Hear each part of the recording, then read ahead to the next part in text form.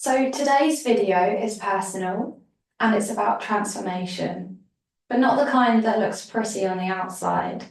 When people think of transformation, I think visions of like this new light version of self comes to mind, like within a click. But that transitioning phase of processing and integrating and changing, seeing, can be a process. It can be messy, it can be chaotic, and elements of it can be cathartic. Transforming from that belief that I need to prove my worthiness in this world to belong, for my existence to be validated.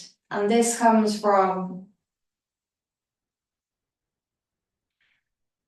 that label, disabled, that I am under, so that category, that umbrella term, that I am under, disabled. And detaching from that can be difficult because this is the category that I am under. I'm blind and I wear many hats, many professions. I do all sorts of things. I have also spent much of my life masking, trying to fit in, trying to act stronger than I am at times. I've almost been dampened, like my emotional experience has been dampened by cultural conditioning, systemic conditionings, the medical system, society and how they view us. I will say the word disabled, but if you've seen my other videos, I don't like using that term. I usually say health conditions. And yeah, maybe you can resonate with some of what I'm saying.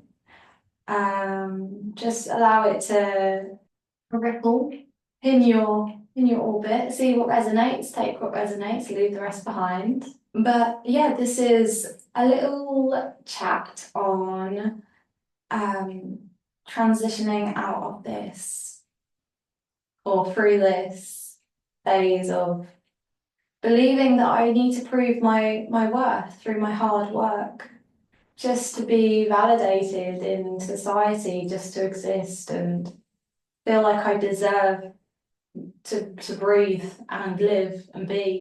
I did recently pull out two tarot cards, which was the Tower card and the Death card reversed. And when I saw it, electricity just like went through me from my spine, and I was like, oh, shivers, like I resonate with that. So the Tower card is everything being shaken up by the root, and then the Death card is like rebirth, but surrendering to what is, what will be. That's really difficult when you become attached to beliefs, to ways of living, to your identity. Attached to your identity, that's it. Letting all that dissipate is so difficult. I've like built up everything that I do around my health condition. So I do my EDI work. It's DEI in America, so equality, diversity, and inclusion work, inspired by my health conditions, and my music that I've done in the past, and I'm slowly coming back into, all inspired by pain through my health conditions, through my sight loss, through that grieving. And yeah, it becomes a part of your identity having a health condition. And it becomes very confusing when society, it feels like people around you in society don't accept you. So by this, I mean, through adapting, through making sure things are accessible, through making sure that any individual with any health condition can participate in education, in events. And through my experience, I found all of that extremely difficult, like really having to fight for my rights, really having to prove that I am hardworking, having to work 10 times harder than maybe an able-bodied person, I'm assuming. Well, I say this because for me to be able to do basic things like read or write or just learn, I learn in different ways and I've learned to adapt. But that doesn't mean that it comes easy to me. And I've had to navigate in a world that isn't accessible, to find those accessibility features on my tech devices in the world outside, and also having to hide that. Like when I'm using my phone outside, I'm scared that people won't believe that I'm blind because they think that blind people can't use phones. But I wouldn't be able to navigate without my phone. It tells me where to go, where to turn left and right, where the bus stop is, when my next bus or train is. Through my phone, I organise passenger assistance for planes. There's just so many, it's just constant push and pull. It's like, this is my identity. And everything I do is attached to it. But now I feel so tired and exhausted from having to prove my worth. And I feel like I'm really surrendering to, I don't need to do this anymore. I don't need to prove my worthiness to be here. And I don't know if that's coming to me as I'm getting older. I'm 27 now.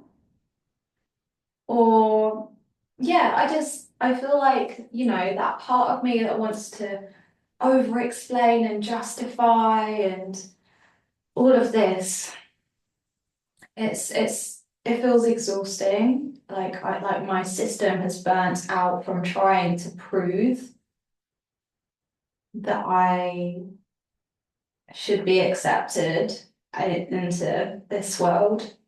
And yeah, this often stems from people often thinking those of us with disabilities are not functional. But what if functionality isn't the same as value? What if the very systems that define worth are distorted? So that's a big thing. What if the very systems that define worth are distorted? They are distorted. What is success? Success isn't earning, I don't know, 5 grand a month or 10 grand a month or being a billionaire. Success shouldn't be determined by if you're a CEO of a company or if you're working in a bank or whatever is earning you trillions of money. I think success, this is my belief at the moment, success should be determined by how resilient you can be, how maturely you can respond to challenges that arise. Success is finding and seeing the richness in simple things, in a simple meal, in a fruit, in a tree, in the being in the presence of a tree, in socializing and connecting deeply with others, those meaningful conversations.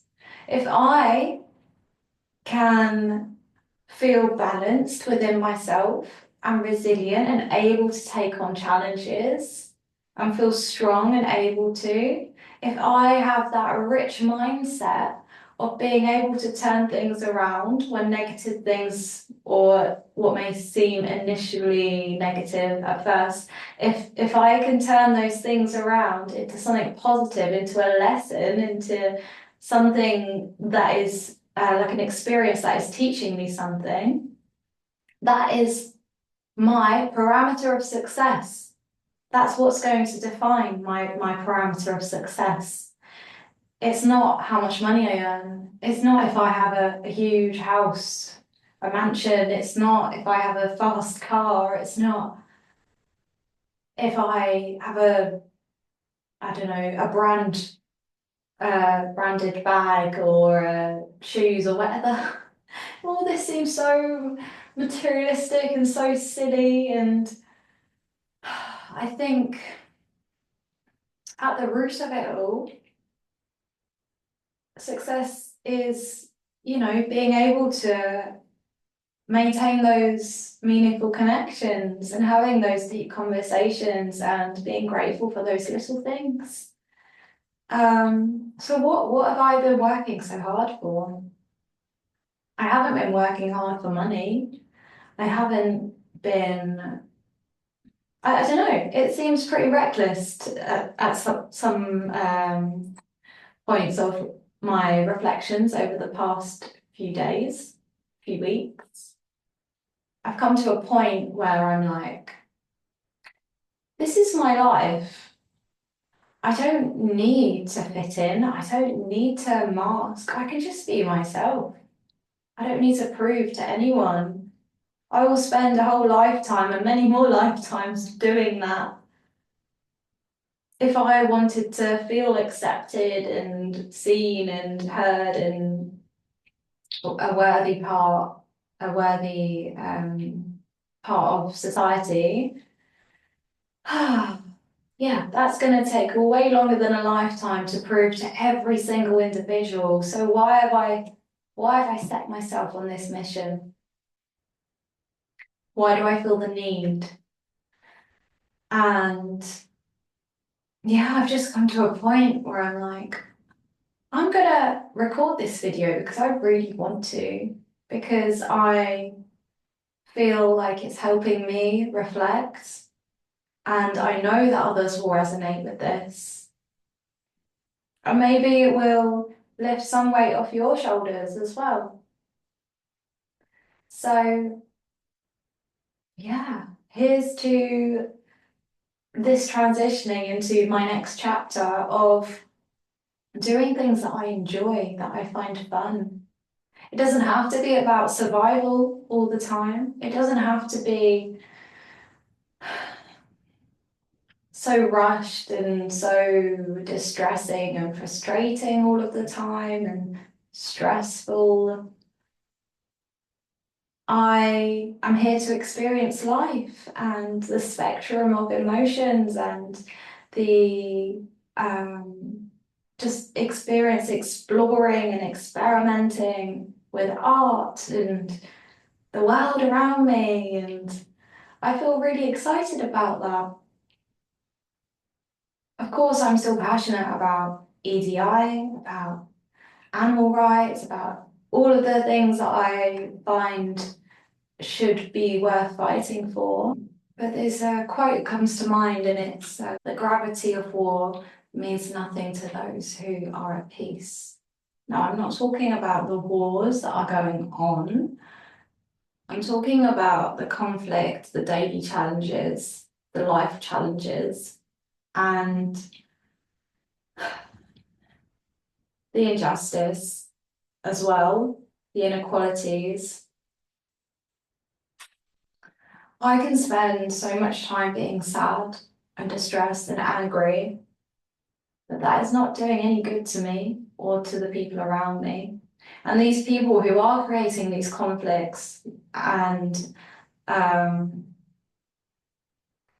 are beyond a sense of peace. They're very low in their vibrational field.